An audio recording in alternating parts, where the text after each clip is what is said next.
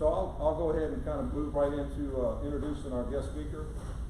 It's a luxury to introduce our speaker, and most of you know our subject today is the state of the parish.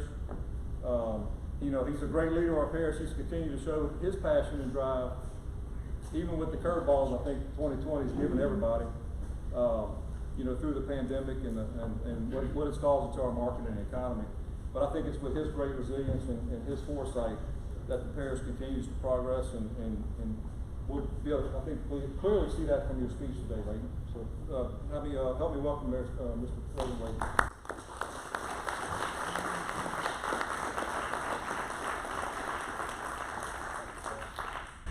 Well, first of all, it's nice to be looking at real people instead of something on that little computer thing that I'm having to use lately. That's for sure. And Jeff's right, they didn't ask me about hair because there was no reason to. I didn't handle that. The parish overall, let me touch just a little bit and say that what all of us have been saying, that yes, it is been a very difficult time with the COVID, how we've responded, how the parish has had to respond. We're doing all that we can do now to help our neighboring parishes. We've sent, I think, 3,000 tarps, tons of water, a lot of supplies that hope we can help, and then I know and working with the sheriff, trying to help them overcome.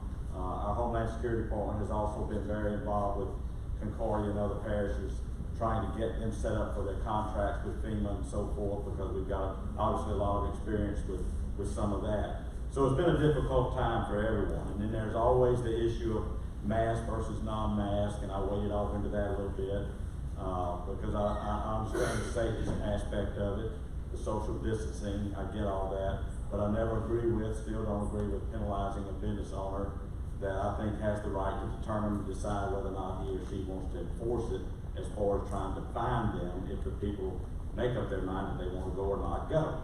I feel like if you want to go, you'll put on the mask and go if the business demands it. If you don't want to put on the mask, you'll just go back home. As a business owner, I see it from the other side. We get those calls from both sides. And believe me, I got a lot of calls from both sides. But it was overwhelmingly popular to not pay or enforce the fines with the sheriff on businesses that decided not to honor the governor's proclamation. As a parish, we have and remain and will continue to try to support his declaration and proclamation to the best of our ability from the safety standpoint. Never wavered from that. Spent 30 years in the medical field, I get it. Do I think all the different masks help? No, I don't. But does it make you feel better? It does. The downside to that, though, and I've stated this many times, and I'm going to get off this subject, but the downside to that is, I think it has helped a lot of elderly people go to places feeling comfortable. The downside to that is, it really didn't protect some of those elderly people that went to some of those places. So there's this argument back and forth. But I did want to basically just touch and say that we are very involved with trying to help our neighboring parishes. Just because of the threat, and this is a direct result of 2016 flood. Just because we had the threat of the hurricane, we put out 414 yards or 559 tons of sand, over 8,500 sandbags. That's a lot. And that's just because of the fear that we all have, because a lot of us lost everything in 2016. And when the weather reporters are getting up there talking about it possibly coming up, we start getting ready. We will always do that. Our finance director, Ms. Myers, is here with me, and sometimes she and I discuss these issues because obviously we have to pay. But I'm hearing from you all, and I'm hearing from people out here that want to be or feel like they're protecting themselves from floodwaters. So I get it. But we've been very busy in Livingston Parish. The sales taxes are up. I think that's because a lot of people feel safe and comfortable coming out here and shopping. We obviously have new stores opening, and so I think that's been, it's been good for us. We hope that continues, and I know you all hope that it continues. Our capital outlay program has gone very well.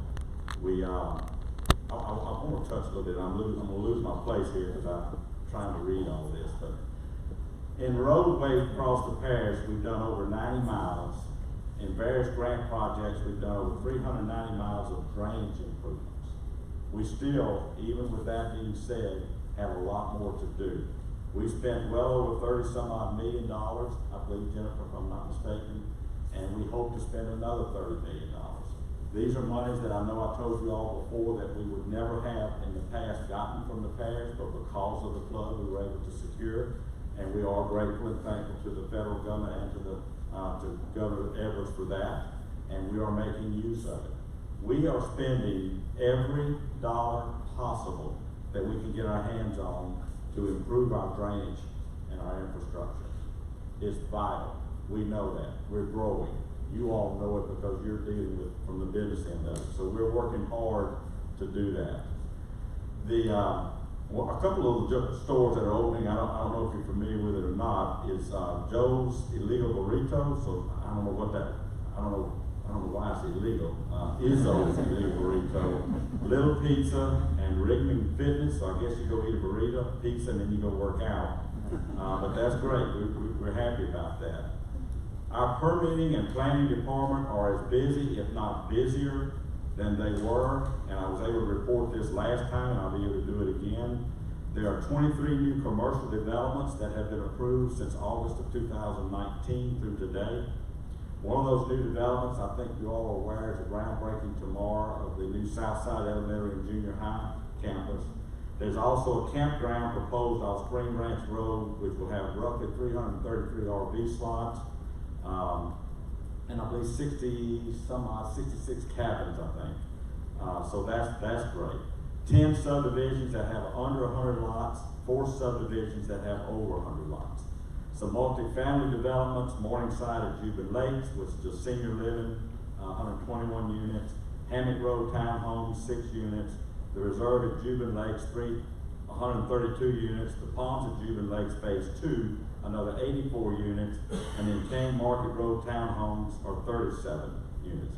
We put up 3 new telecommunications towers, so hopefully we can all talk to one another better, because we do still have a couple of small dead spots and spots across the parish that are difficult to talk in. In 2019, we had 366 complaints come into our complaint department. We closed 144 of those by December. We have roughly 222 complaints to go from last year, with another 143 that we're currently working on. So we're using every employee possible to stay on top of all of this, and they do a great job. Our employees, I keep bragging on them, but they keep persevering. Roughly 155 employees. We could use 300, but taxpayer dollars won't support that. But I think they do a great job, and they have made it through the COVID, the worst part of the COVID season. We did have some that I think tested positive, but they survived and did fine. But we did have to deal with that, as every other business and business owner had to do. And we had to be aware of the safety issues. We put up our plexiglass, we sent our gloves, sanitizer, and face masks, just like everyone else did. But we've made it through, hopefully, the worst part of that. And like Todd said, and I am certainly hoping and praying that the governor turns us loose, because I think the schools, and I don't want to get too much of the school business, but it's obviously time to get back to school for the kids and some of the parents I've heard from. We need the kids to go back, because one of the other ones is going to have to get on medicine if that don't happen pretty soon. Because it's getting tough at home in some areas. So I know that's an issue, and of course trying to schedule work and work around the kids going one day, not going. I know all that's difficult, and I think the school board is doing a great job, and the superintendent are trying to wade through this to maintain safety and get that done. So I understand his plight, and we're praying for them to get back. But I also know people are ready for football. And when you have these cooler fall mornings, people are ready to get out, they're ready to celebrate, they're ready to be together and do some things. Okay, one thing I wanted to talk about that obviously the main reason I wanted to get in front of you, and I know some of you are aware of this, but this November the 3rd, October 20th through 27th, early voting, we're asking everyone to please get out and support the renewal of our 1-cent sales tax. It is a renewal, 15-year renewal. 75% of that goes for roads and drainage and equipment, stop signs, all these other things that I'll list out some of. The other 25% goes to the jail fund. It brings in approximately 14.5 to 15 million. The jail fund portion of the 25% brings in roughly 4.5 to 5 million. Without this, we're basically sunk in the water. We cannot do the work that we typically do. So we're asking y'all to please, and I know that Todd said y'all have voted on and will really support, but please tell everyone you can talk to. A lot of people don't realize, but this takes care of roughly 73 employees through DPW that maintains roads and drainage throughout the parish, culverts, picks up trash. We work with the sheriff's department, with the litter fund, with part of these funds. I mean, these monies go to the best of our ability for everything that they are proposed for. And we need more, but we do the best we can, I believe, with what we get. For instance, we spent over $7.5 million of road tax money this past year or so, but in return, that was for match dollars for state and federal dollars that we could not have done, which got us roughly $26.5 million worth of work. So it pays to be able to have these match dollars to be able to get more money to get for the lack of a better way, put in better bang for the buck, do more work. We've replaced some 17 or worked on some 17 to 18 bridges with these dollars and through other grant dollars that we get through capital outlay. Our ad valorem tax brings in, I believe, roughly $2.5 million.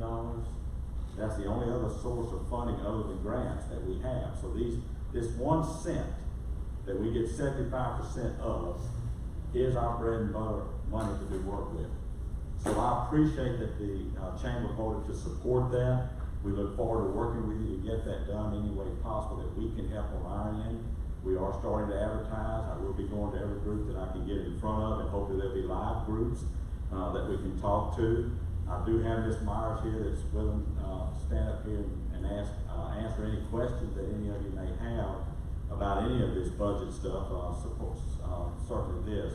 But remember too, our bonds that we did years and years and years ago before we took office is still being paid on. And we're paying roughly $4.6 million for the road fund and $1.73 million, I believe, for the jail funds that was all voted on and supported years ago. That will all be paid off in March of 21. And so that will give us those excess dollars that we can put toward paying our jail debt down, which is roughly $12 million on the books. We can start paying that off because we all know at some point in the future, we're going to, if we want to continue to get criminals off the road and get criminals out of our backyards, at some point we are going to have to increase capacity at the jail.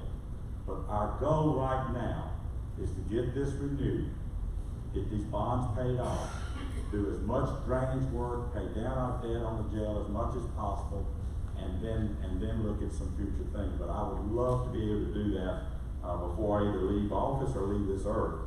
I would like to get this parish in the best shape possible so that he or she that comes in behind me can take this thing and run from it, because there is just nowhere else that's any better to live. I mean, there's just not. We have some of the best people in the world right here in Livingston Parish, and I think as far as parish government, I couldn't ask for a better group of people to work with day in and day out. And I know Mr. Talbot's here. I don't know if there's any other councilman here, but this group is proactive. They're sharp. They're smart. They know what they want to take, what direction they want to take the parish in the future to, and I pretty much agree with them 100%. And so we've got a lot of work to do in our parish. We've got a lot more work to do in our parish, but I can tell you we've done a lot of work in this parish too. And I think we've heard some good things on these last 2 or 3 flash flood things that we've had about some areas that we've done some work.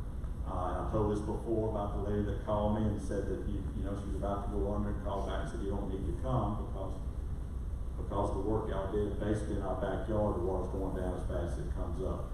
Those are the kind of things that you don't hear very often that is really, really good to hear. With that, that's all I have. If you have any questions, I'll ask Jennifer if you would to come up regarding the tax or anything budget-wise. She's here to answer if you have any questions. If not, Thank you all so much for having us. I kept it short because Chad didn't feed us today. So I kept it short. Thank you all so much for having us.